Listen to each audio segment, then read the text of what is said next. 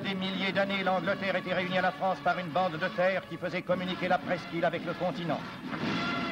Ce pont a été rongé par la lente action des eaux et a fini par être submergé.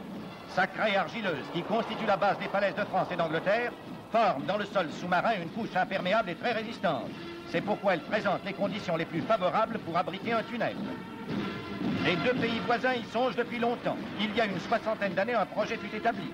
Deux sociétés, françaises et anglaises, se fondèrent pour entreprendre sa réalisation.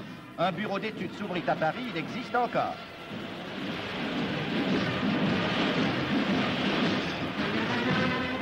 À Sangatte et à Douvres, des usines furent édifiées, des puits forés et la construction des galeries commença. Deux tronçons de près de 2 km chacun furent creusés sous la mer.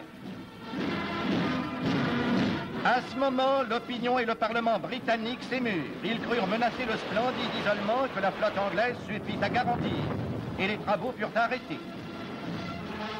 60 ans ont passé. L'isolement de l'Angleterre est devenu illusoire du jour où Blériot a traversé la Manche pour la première fois. Aujourd'hui, l'Angleterre sait qu'elle est à la merci des attaques aériennes. En quelques heures, les avions ennemis peuvent surgir au-dessus d'elle. Ainsi, les événements remettent à l'ordre du jour les avantages du tunnel sous-marin. Il supprimerait l'incommodité et la longueur du voyage maritime. Par chemin de fer, il unirait Londres à Paris en 2h45. Son importance serait capitale en cas de conflit européen. Supprimant les transports par mer, il mettrait en quelques heures l'armée britannique sur le continent.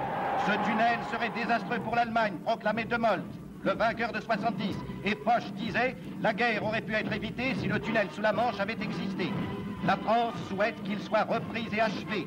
Elle sait que le tunnel sous-marin France-Angleterre serait à la fois une des grandes œuvres humaines du siècle et une des plus puissantes garanties de la paix. Voici l'ancien passage